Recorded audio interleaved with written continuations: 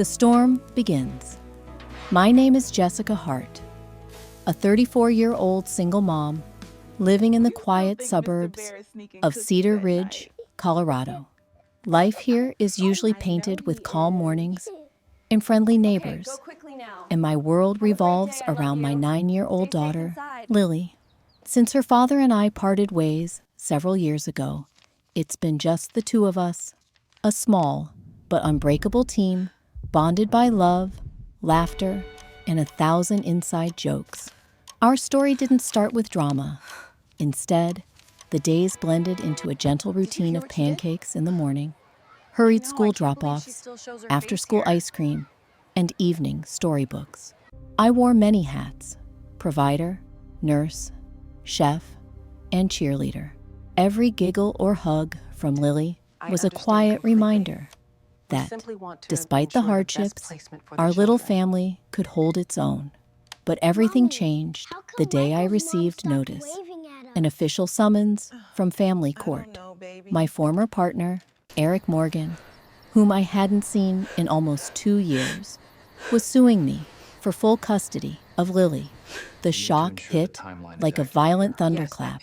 He described me as an unfit mother, an accusation that cut to the core of my very identity. Suddenly, our peaceful lives were thrown into the stormy unknown. It wasn't just a fight for custody. It was a fight for the truth, for my dignity, and for Lily's right to grow up in the home she loved. My journey was about to veer into territory I never imagined, where every decision, every smile, and every bedtime lullaby would become evidence in a courtroom drama I never asked for. When the world turns against you, news travels like wildfire in towns like Ashland.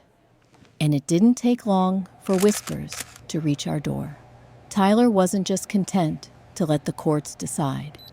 He started spreading ugly rumors about me. At school pickup, I caught the wary glances from other parents. Once friendly neighbors grew distant. I heard in passing that Tyler had told people I cared more about my job than my son, that I left Noah home alone and was seen late at night around town with strangers. These lies dug deep, especially when the principal called just to check in, her voice tinged with polite suspicion. Social media only made things worse. Within days, I noticed cryptic posts about being a bad influence and children at risk, though nobody mentioned me by name.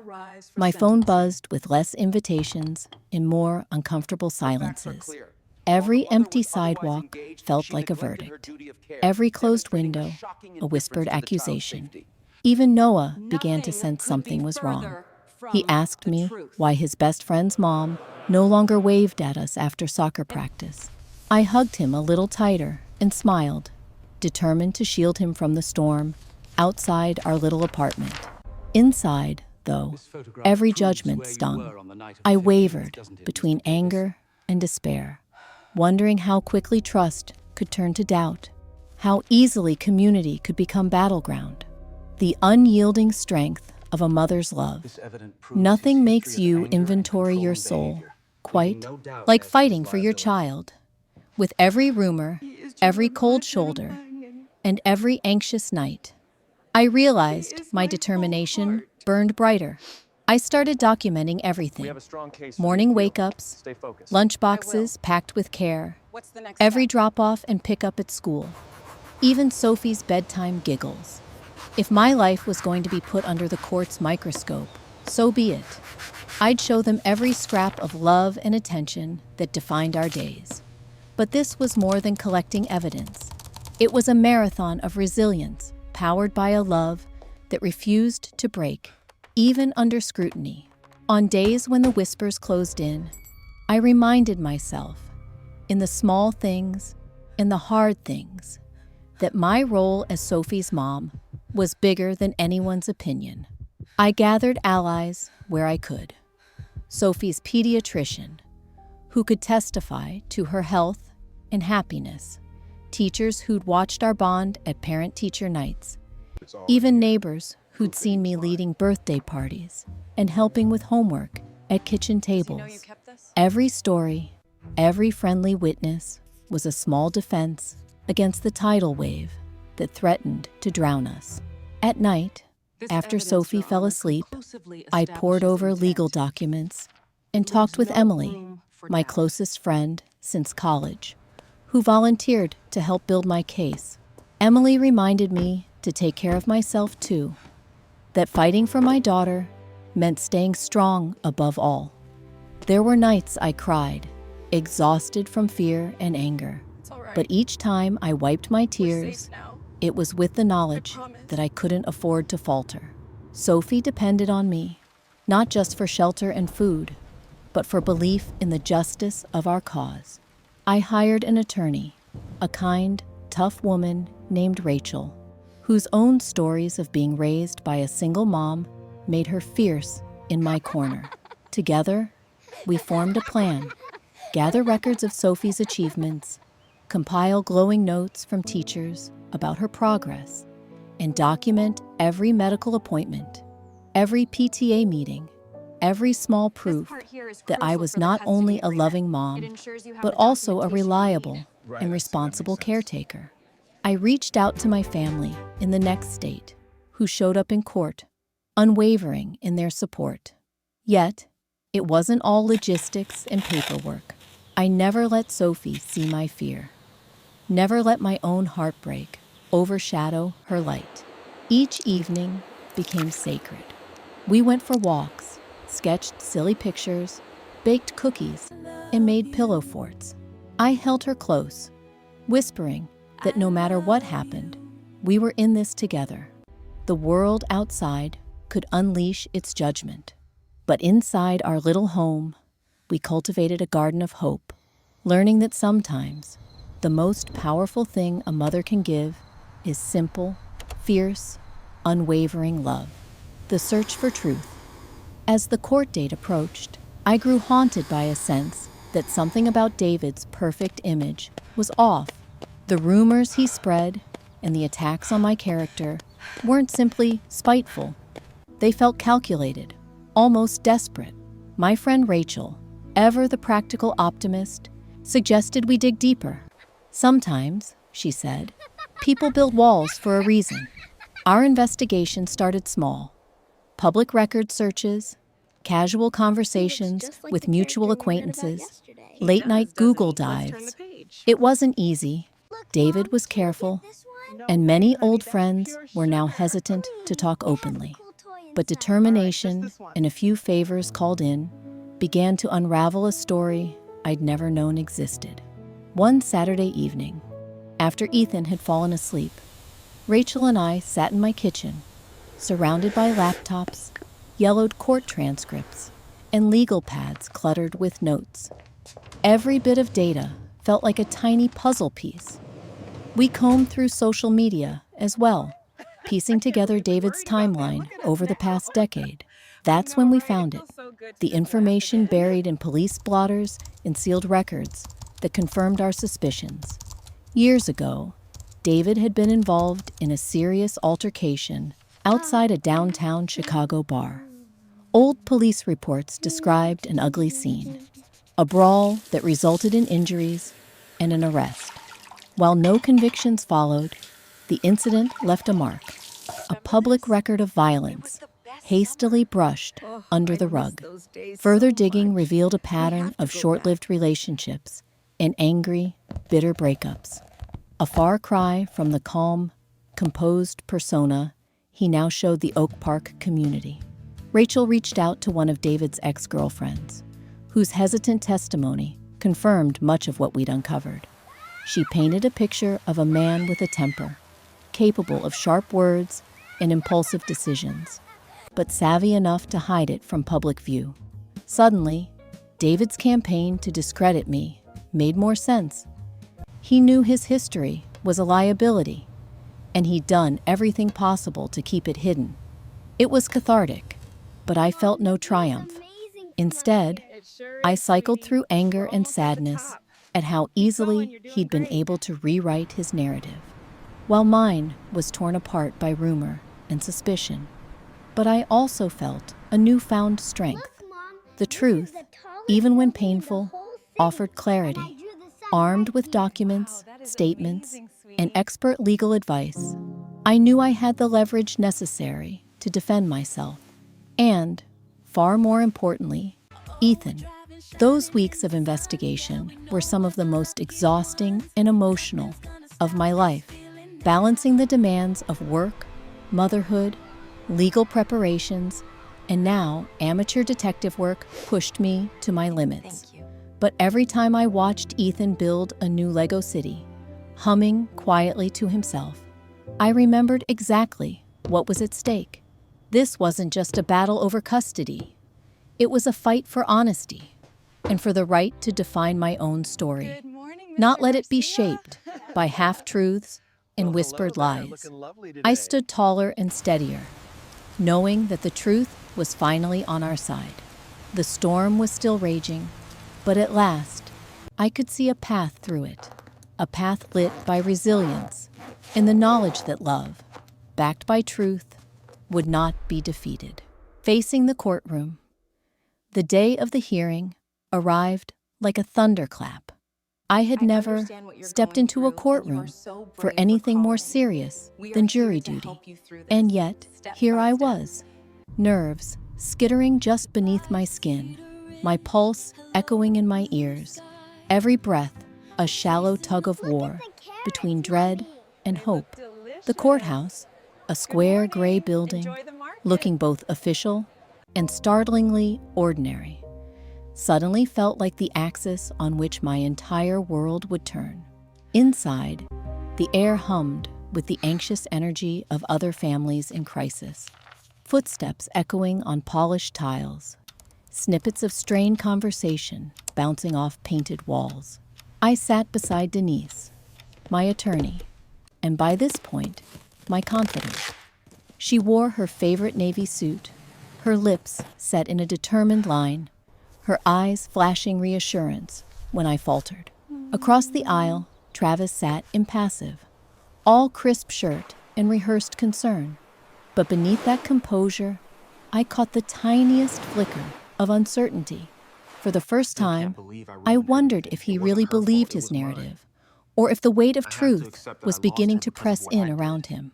The judge entered, gavel thudding with the gravity of a verdict not yet spoken.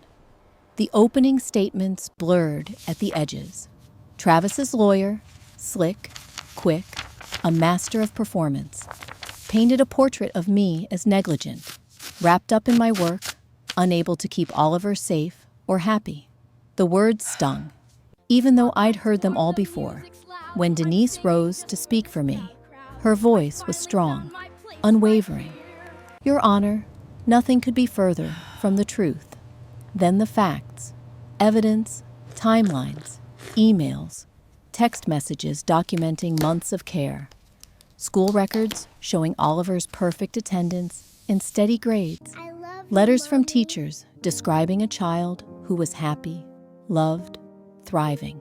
I watched the judge's expression, scanning for any sign that my story was breaking through the fog of accusation. But the real pivot came when Denise, calm but relentless, presented our discovery about Travis's past. The courtroom air chilled as she laid out the pattern, the expunged arrest, the testimony from Sarah and others who spoke of anger, manipulation, and fear. It wasn't about painting Travis as a monster. It was about showing who was truly fit to provide stability for Oliver. Travis's face went pale. His lawyer objected, tried to dismiss the records as irrelevant. The judge listened, brows knit in concentration, and allowed much of the evidence to stay. When Sarah's written statement was read aloud, her trembling honesty touching everyone in the room, I saw even Travis shift uncomfortably in his seat. It was impossible then to pretend that my fight was baseless or born of bitterness.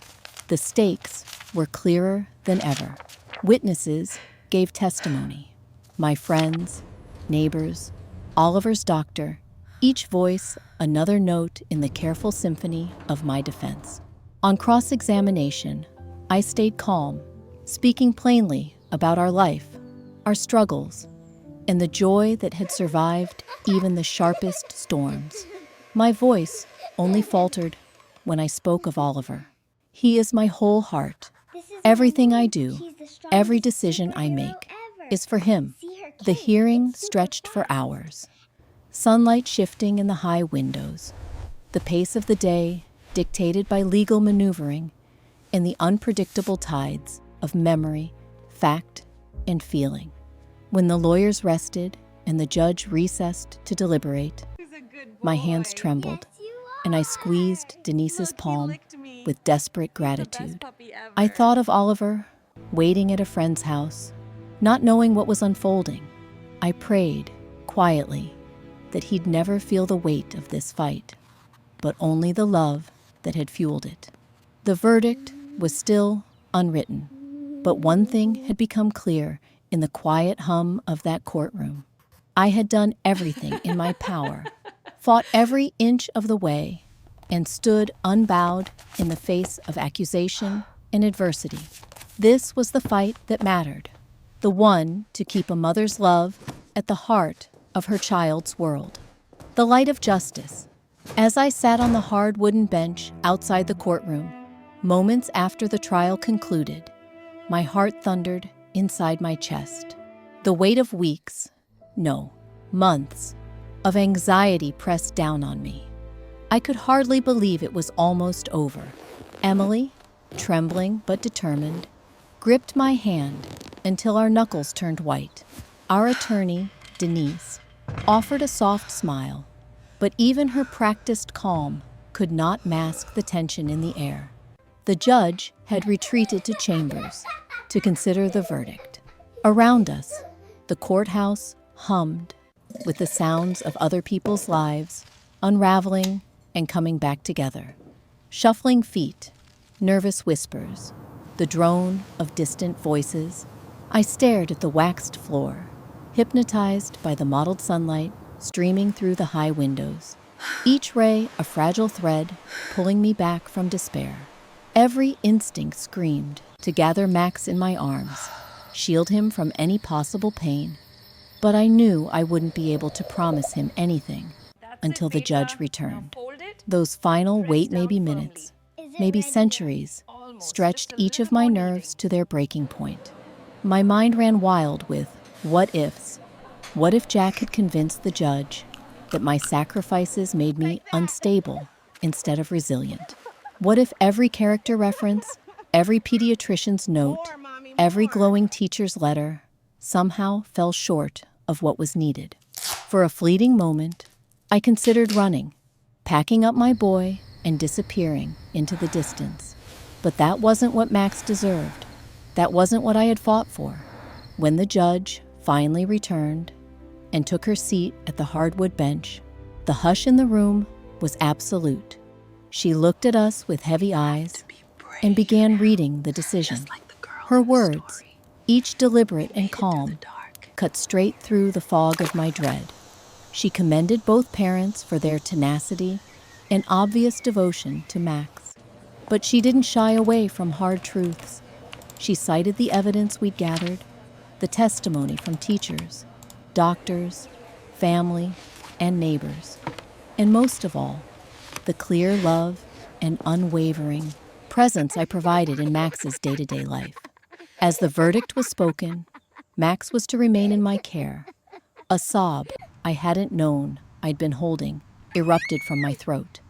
The dam inside me broke, and every sleepless night, every anxious hour came pouring out. My knees nearly buckled. Emily grabbed me into a fierce embrace, and Denise squeezed my shoulder, her own voice thick with emotion. "You did it." Across the aisle, Jack slumped in his chair. His pride was bruised, his argument laid bare, but even he nodded in silent acceptance before rising and leaving the room, shoulders square, but eyes rimmed red. In that moment, my heart cracked for him, for the man who once loved our little family, then allowed pain and anger to twist his hopes into weapons. But this wasn't a victory over him. This was a win for Max, for security, for stability, for truth. Max was waiting with Emily in a quiet conference room down the hall. As soon as I saw his hopeful eyes, I dropped to my knees and pulled him in as close as I could. We're together, baby. We're really together. And nobody's going to change that. Max's smile lit up the room, brighter than any Colorado sunrise. The pressure that had been coiling inside me for so long finally released, replaced by a profound gratitude, the kind that wells up silently and soaks your soul. Walking out of the courthouse, the world looked different, lighter. Beneath the legal wrangling, the accusations, the prying of strangers, and the months of whispered doubts, a quiet surety had taken root in me. I had stood in the face of the storm, unshaken, because I had to. My son needed me to be brave, so I dug deeper into the core of myself than I ever thought possible. Now, as the autumn breeze played with Max's hair and the city's noise swelled around us, all I felt was a thankful quiet. Justice isn't perfect. It's awkward, time-consuming, sometimes blindingly unfair. But sometimes, when you marshal every ounce of courage, when you speak truths in the face of disbelief, when love is your armor, it lights up the darkness. This day, in this little corner of a sprawling system, justice had found its mark. The days that followed felt like emerging from a long tunnel. There were no parades, no confetti, just the subtle return of our everyday routines. Pancake mornings returned with new zest. Evening storybooks were read with less anxiety and more laughter. The world, once so suspicious and cold, grew warm again, one neighborly smile at a time. Old friends stopped by with coffee and hugs. Max seemed lighter, no longer glancing up at every shadow, his laughter finally easy again. At night, as I watched him drift off to sleep, I would tiptoe to his bedside, gently brushing a curl off of his forehead. I whispered silent promises that I would continue to fight for him, that we would cling to this patchwork family through thick and thin, that no malicious rumor or bureaucratic process could shake the love we'd rebuilt. Month by month, the scars faded. Emily and I dove back into life. Work, parenting, new friendships, sometimes even new hopes. I started meditating. I sketched. I shared my story, not from a place of bitterness, but in hopes that it would light a path for someone else someday. Pieces of our old selves reemerged, softer but stronger, like grass after a lightning storm. And through it all, I learned this. Justice isn't always swift or easy, nor does it always leave both sides unscathed. But when you act with integrity, hold tight to your truth, and protect what matters most, it is always worth the fight. I am not the same woman who started this journey. I am wiser, steadier, more certain of my own strength. I am still Max's mom, forever and unconditionally. And that, I realized, is the brightest light of all. A new beginning. The months following the verdict felt both foreign and strangely ordinary, as if I were walking through my own house in a bright new light. After so many sleepless nights, my body was still carrying the habits of vigilance. Waking before dawn, listening for any sign of trouble, bracing myself for the next crisis. But as the weeks unfolded gently and predictably, I slowly began to trust the peace that was settling in around us. Morning routines became ours again, free of anxious glances at my phone or the tightness that once knotted my chest over every email. Max and I started each day with our secret handshake, a silly tradition that had once hovered on the edges of our stress. Now, it returned in full force, faster, more elaborate, punctuated by giggles that didn't carry the weight of fear. I saw new confidence in the way Max greeted the world, and I felt it rising in myself too. For the first time in a long while, there was space in our days for hope. On weekends, we rediscovered old joys that had fallen by the wayside. We roamed the riverside trails as autumn leaves drifted around us in a fiery dance. Max staked out the perfect skipping rocks, while I soaked in the sound of his laughter, echoing beneath a sky impossibly wide and blue. We returned home to bake pumpkin bread, our aprons dusted with flour, the kitchen brimming with sunlight and music. If I closed my eyes, I could almost forget the dread that had haunted each corner of our home. For now, it had been replaced by warmth in the comforting scent of cinnamon. Yet, healing didn't arrive all at once. It came in tentative steps. At night, when the world was still, I sometimes replayed the courtroom scenes in my mind. The words, the tension, the look on Jack's face as the verdict was read. There was relief, yes, but there was also grief. A mourning for the family we'd tried to be, for the innocence we'd lost in the battle. I gave myself permission to feel those things and let the tears flow silently in the dark. Then, each morning, I got up, welcomed by Max's sleepy hug, and felt a little lighter. Slowly, I began reconnecting with the world outside our little bubble. Friends who had stood beside us dropped by with homemade casseroles and invitations to Sunday dinners. Neighbors greeted us with fresh sincerity, their smiles warmer and lingering. Some of the parents who had once believed the worst about me even reached out, sometimes with awkward apologies, always with genuine regret. I learned to accept these gestures, reminding myself that forgiveness, like healing, was a gift I could give, not just receive.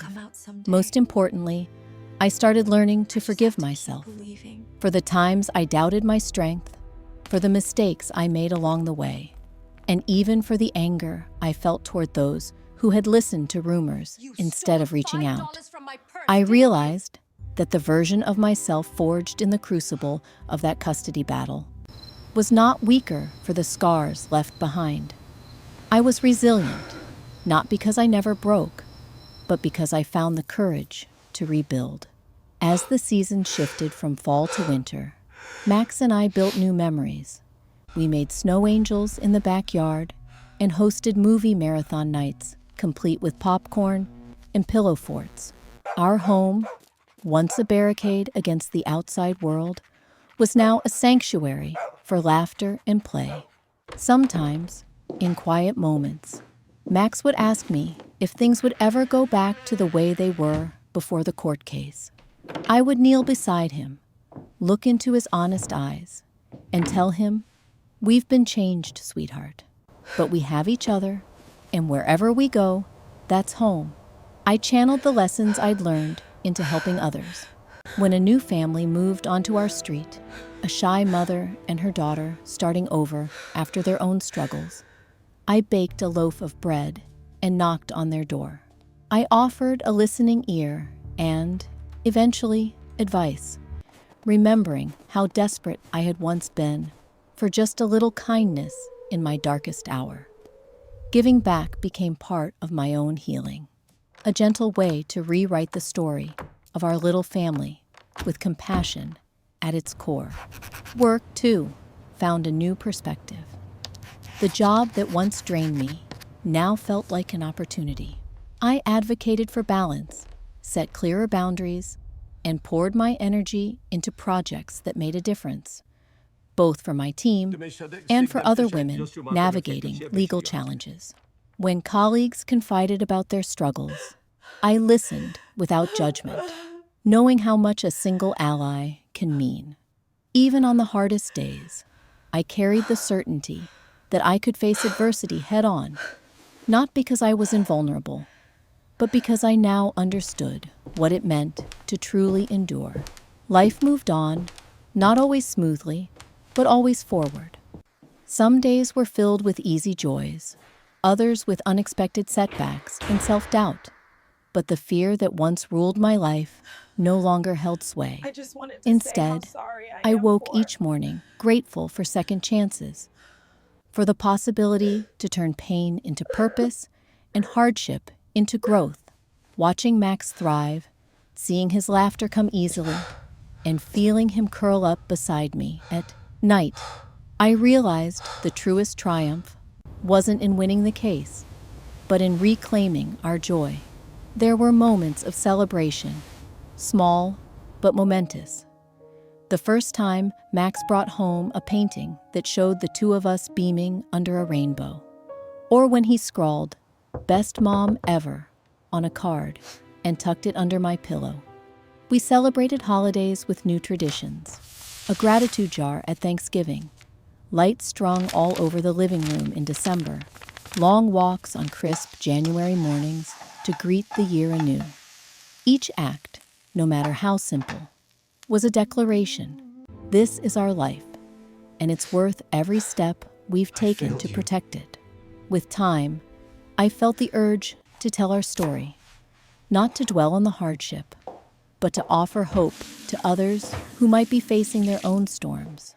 I wrote, I spoke at community events, I mentored single parents finding their footing. I wanted to show that even when the future is uncertain and the odds seem impossible, there's a way through. And I wanted Max to know, above all, that we are defined not by what we've lost, but by the courage with which we chase the light ahead. As spring approached, the world felt transformed, not through any single act of magic, but through the accumulation of small, persistent acts of hope. Flowers began peeking through thawing earth, trees unfurled new leaves, and laughter became the most common soundtrack in our home. There were still scars on both our hearts, but now they stood as reminders of what we had conquered together. I often found myself reflecting by the riverside as Max played nearby, tossing rocks into the gentle flow. From time to time, he'd sprint over and grab my hand, pulling me to join his adventure, as if to say, "Come see how bright the world has become, Mom." And I would follow every time, because after all we'd been through, I understood our story wasn't defined by the trials we'd faced, but by the way we moved forward, together, into the soft, unfolding promise of a new beginning.